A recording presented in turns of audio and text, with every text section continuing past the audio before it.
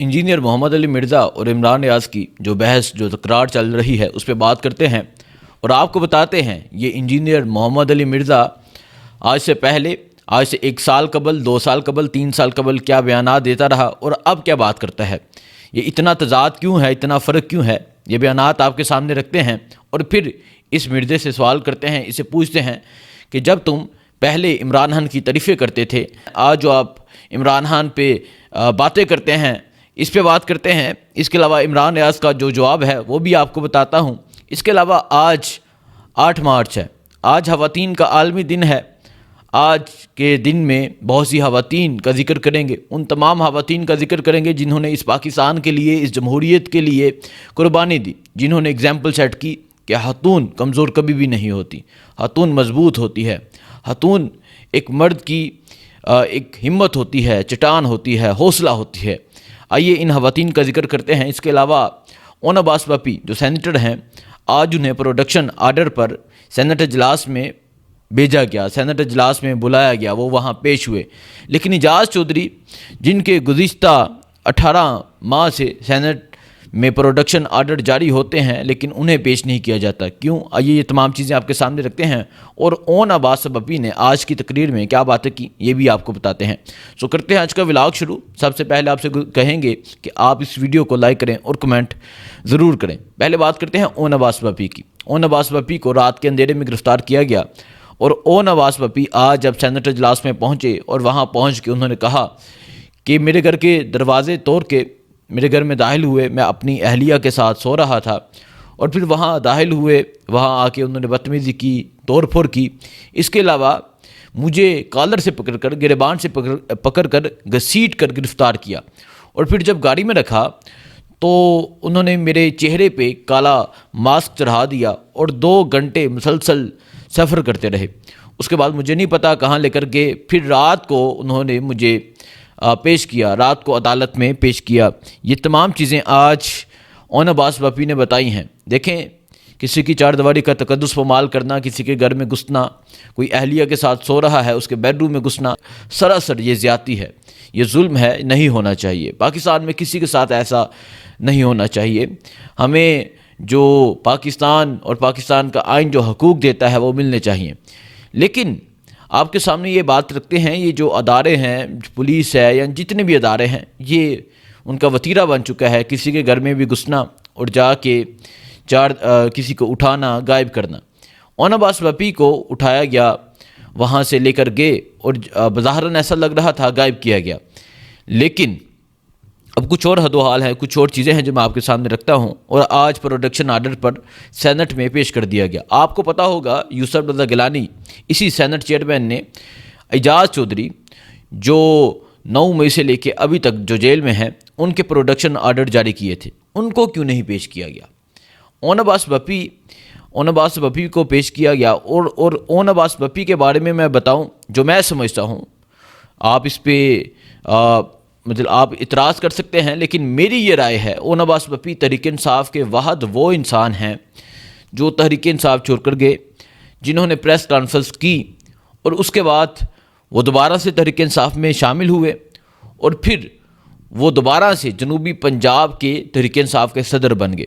اس کے علاوہ جتنے بھی چہرے اٹھا کے دیکھ لیں, بہت سے ایسے چہرے ہیں جو ابھی تک خاموش ہیں, جنہوں نے ابھی تک کوئی بات نہیں کی, جو ابھی تک کوئی بات نہیں کر رہے. ان چہروں پہ بات کرتے ہیں, ان چہروں کے حوالے سے بتاتے ہیں. دیکھیں, علی نواز اعوان ہو گئے, اس کے علاوہ صداقت عباسی ہو گئے, جن پہ ٹارچر کیا گیا, جنہیں تشدد کا نشانہ بنایا گیا, جن سے جبری پریس کانفرنس کروائی گئی. اس کے علاوہ اور بہت سے چہرے ہیں. ملکہ بہاری کی بات کر سکتے ہیں, ہم شیری مزاری کی بات کر سکتے ہیں, اور بہت سے چہرے ہیں جنہوں نے تحریک انصاف چھوڑ دی, لیکن کوئی بھی تحریک انصاف کا دوبارہ سے حصہ نہیں بنا. لیکن یہ اون عباس بپی یہ ایک ایسا چہرہ ہے جنہوں نے باقاعدہ طور پہ پریس کانفرنس کی, ایک ویڈیو پیغام جاری کیا, تحریک انصاف چھوڑ کر چلے گئے, لیکن دوبارہ سے یہ تحریک انصاف میں شامل ہوتے ہیں, دوبارہ سے یہ جنوبی پنجاب کے صدر بن جاتے ہیں. لیکن باقی پوری تحریک انصاف میں یہ واقعہ کسی کے ساتھ نہیں ہوا. اور خبر دیں گے آپ کو, اون عباس بپی کا تحریک انصاف چھوڑنے کا اعلان سامنے آ گیا ہے. پی ٹی آئی جنوبی پنجاب کی صدارت سے مستعفی ہوتا ہوں, یہ کہا ہے اون عباس بپی نے. میرا نام اون عباس بپی ہے. میں آج 9 مئی کے واقعات کی مذمت کرتا ہوں اور میں سمجھتا ہوں کہ پاکستان کی تاریخ میں اس سے آدھا ہے. ये फौज और ये कौम लाजिम और मलजूम है। इस वजह से मैं पाकिस्तान तहरीक इंसाफ की जुनूब पंजाबी सदारत से मुस्ताफ़ी होता हूँ और थोड़े अरसे के लिए सियासत से दस्तबरदार होने का ऐलान करता हूँ। शुक्रिया। और मुझे याद है इमरान खान कई दफ़ा कहते रहे हैं कि मैं जो पार्टी में दोबारा लेने का फ़ैसला है वो मैं तब करूँगा जब मैं बाहर आ जाऊँगा। ओन अब्बास बप्पी के हवाले से किसका फ़ैसला है, किस तरह ये फ़ैसला लिया गया है, किस तरह ये फ़ैसला करवाया गया है, अल्लाह जानता है। लेकिन जो मैं बात कर रहा था कि आज ओन अब्बास बप्पी के प्रोडक्शन आर्डर पर तो बहुत जल्द वो कहते हैं झट-पट से अमल हो गया, लेकिन एजाज चौधरी क्योंकि वो भी सेनेटर हैं उनके प्रोडक्शन आर्डर पे अमल नहीं होता। एक जेल का सुपरिटेंडेंट उन्हें प्रोडक्शन आर्डर पे सेनेट इजलास में नहीं भेजता। लेकिन आज यूसुफ रज़ा गिलानी ने दोबारा से एजाज चौधरी के प्रोडक्शन आर्डर जारी किए हैं। देखते हैं क्या दोबारा से एजाज चौधरी को सेनेट इजलास में इजलास के लिए पेश किया जाता है या नहीं पेश किया जाता, देखा जाएगा। अब मैं बात करता हूँ इंजीनियर मोहम्मद अली मिर्ज़ा की। ये एक ऐसा इंसान है जो एक वक्त में इमरान खान की तारीफ़ें करता रहा है। ये एक ऐसा इंसान है जो एक वक्त में इमरान खान के गुण गाता रहा है और आज ये स्पेशल हुक्म पे आज ये इमरान खान के खिलाफ बकवास कर रहा है। आज ये कहता है कि मैंने भी मर जाना है, इसका नाम लेने वाला कोई नहीं होगा और हमारा नाम ज़िंदा रहेगा। इमरान खान का नाम ता क़यामत ज़िंदा रहेगा। ये नस्लें याद रखेंगी, ये नस्लें इस इंसान की कुर्बानी को याद रखेंगी, ये नस्लें इस इंसान के कामों को याद रखेंगी, ये नस्लें इस इंसान को इस वजह से याद रखेंगी कि इसने पाकिस्तान में शऊर दिया, इसने पाकिस्तान में लोगों को बताया कि आप क्या हैं, आपके साथ क्या हो रहा है, पाकिस्तान के साथ क्या ज़्यादती होती है, अदारों का क्या रोल है, अदारों का क्या रोल होना चाहिए, इस इंसान ने बताया। और आप कहते हैं कि इस इंसान को याद नहीं रखा जाएगा। आइए मैं कुछ स्टेटमेंट्स बताता हूँ इंजीनियर मोहम्मद अली मिर्ज़ा। एक सीट थी तुम लोगों के पास, मुशर्रफ के तलवे चाट के वो सीट ली थी। जब तुम्हें DGISI पाशे ने गोद लिया, 2011 में लॉन्च किया और फिर बाजवे ने, फिर तुम वजीर आजम बने, कहते हो मेरी इतनी लंबी स्ट्रगल है। एक सीट तुम टोटल लंबी सी। आपके दौर में आर्मी चीफ कौम का बाप होता है और हलाल बाप, और आज के दौर में आर्मी चीफ कौम का बाप नहीं है। मैं कहता हूं कि ये अल्लाह की तरफ से मुसल्लत हुए हैं खान साहब इनके ऊपर।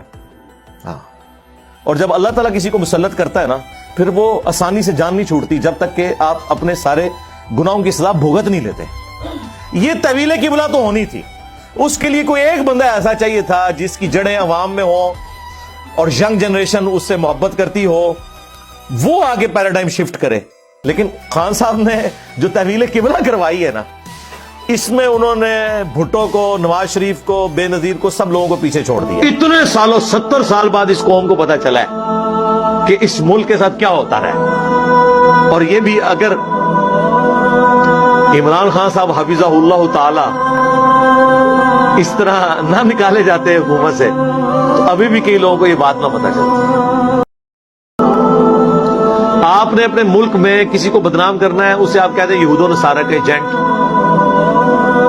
ये इसराइल को तस्लीम करना चाहता है, ये इंडिया का एजेंट है। अब किसी ने उसकी तहकीक नहीं करनी, बस सिर्फ मशहूर कर दे, कौम उसके पीछे लग पड़ेगी।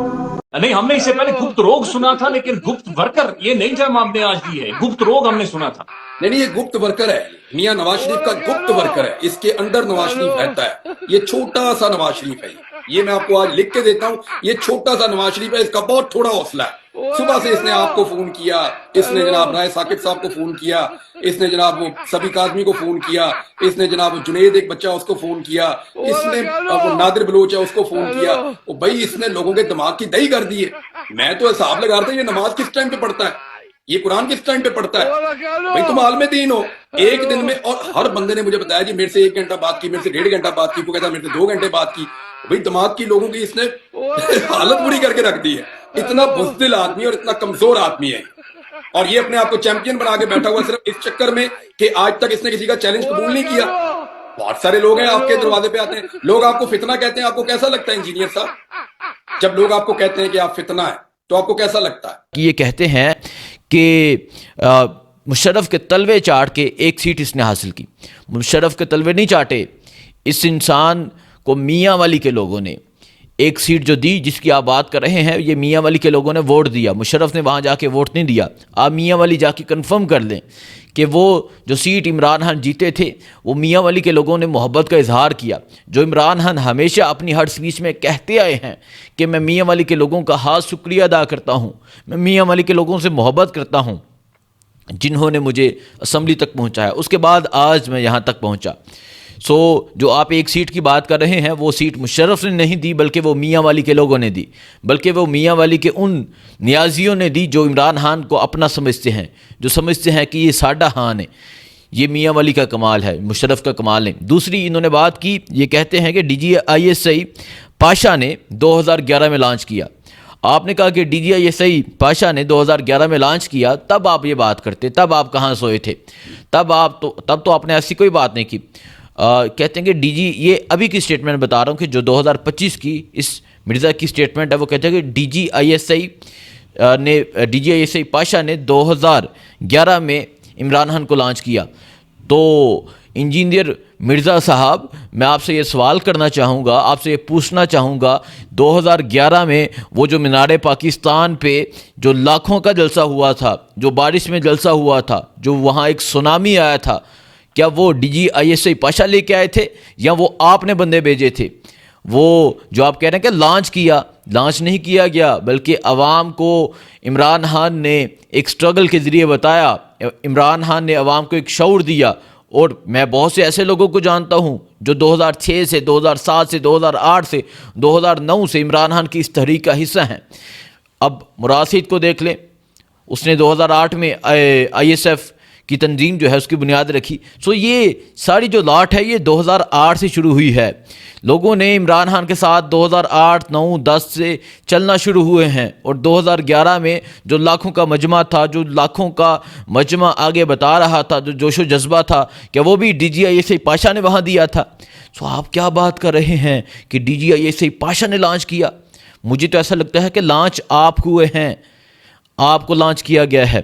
اس کے علاوہ یہی جو مرزا ہے یہ 2023 میں کیا کہتا رہا ہے, میں آپ کو بتاتا ہوں.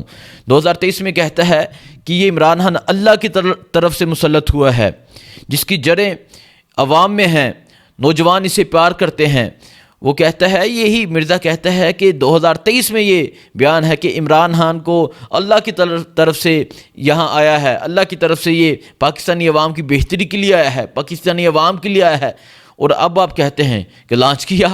مطلب آپ کا تضاد کتنا ہے, ایک طرف آپ کہتے ہیں کہ اللہ کی طرف سے یہ انسان آیا ہے, اور دوسری طرف آپ کہتے ہیں کہ DGISI پاشا نے لانچ کیا. اس کے علاوہ 2023 میں یہ انجینئر محمد علی مرزا کیا کہتا ہے کہ 70 سال بعد پتہ چلا کہ ملک میں کیا ہو رہا ہے, اور یہ جو رجیم چینج ہوئی اس کی وجہ سے پتہ چلا کہ ملک میں کیا ہو رہا ہے, عمران خان کے ساتھ کیا ہوا ہے.